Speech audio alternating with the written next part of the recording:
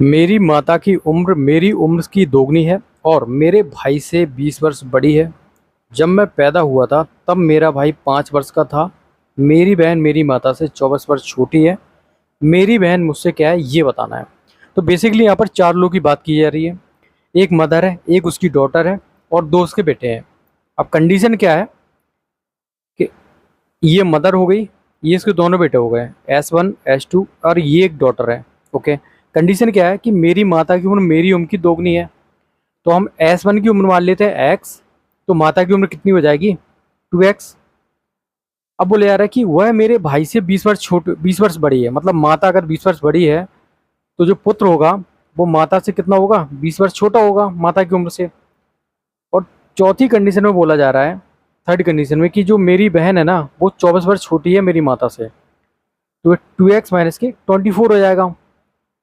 अब पढ़ते हैं क्वेश्चन को, हम क्या कहाँ से इसका आंसर निकालेंगे। देखो यहाँ पर एक पॉइंट दिया हुआ है, जब मैं पैदा हुआ था तब मेरा भाई 5 वर्ष का था। इसका मतलब ये है कि ये जो उनके जो ये दोनों बेटे हैं या दोनों भाई भाई हैं, इनके बीच में जो अंतर है वो 5 वर्ष का है। और ये हमेशा ही 5 वर्ष का रहेगा ना, भले ही वो पैदा होने के समय था या 10 साल बाद था, हमेशा 5 वर्ष का ही अंतर रहेगा। तो यहाँ से हम क्या निकाल सकते हैं, इन दोनों के बीच में जो अंतर है ना वो कितने का है, 5 वर्ष का अंतर है।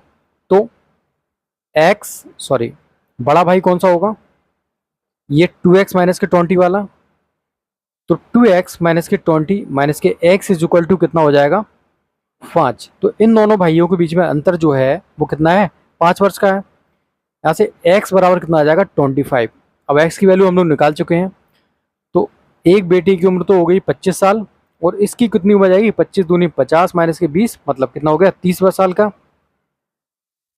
अब पूछा क्या जा रहा है, मेरी बहन मुझसे, मतलब इसकी बात हो रही है क्योंकि हमने इसकी वैल्यू सबसे पहले x मानी थी। तो मेरी बहन मुझसे क्या है, बहन की उम्र कितनी आ जाएगी, 50 माइनस के 24, कितनी हो जाएगी, 26। तो मेरी बहन मुझसे क्या हो जाएगी, 1 वर्ष बड़ी हो जाएगी ना, क्योंकि इसकी उम्र 25 है और इसकी उम्र कितनी है, 26। तो 1 वर्ष क्या हो जाएगी, बड़ी हो जाएगी, सी। 6 वर्ष पहले एक आदमी की आयु अपने बेटे से 5 गुनी थी।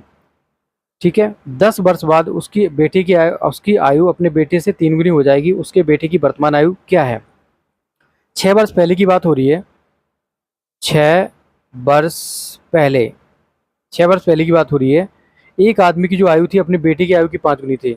6 वर्ष पहले हम बेटे की आयु x मान लेते हैं, तो आदमी की आयु कितनी हो जाएगी, 5 गुनी 5x। ये होगी उसके पिता की आयु और ये होगी उसके बेटे की आयु। ठीक है। 10 वर्ष बाद 10 वर्ष बाद का मतलब है पहले हमें कहाँ आना पड़ेगा, वर्तमान आयु में। तो वर्तमान कैसे निकालेंगे भाई, 6 वर्ष पहले की दे रखी है तो इसकी कितनी हो जाएगी, 5x प्लस 6, और इसकी हो जाएगी x प्लस 6।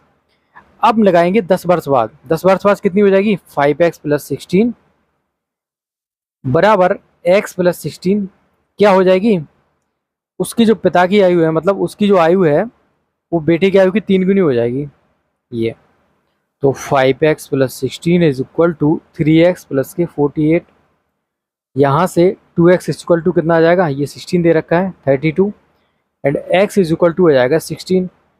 अब बोले जाएगा उसके बेटे की वर्तमान आयु क्या है, बेटे की वर्तमान आयु क्या है, x प्लस 6, ये वर्तमान आयु है, ये मत मान लेना, ये 6 वर्ष पहले की है।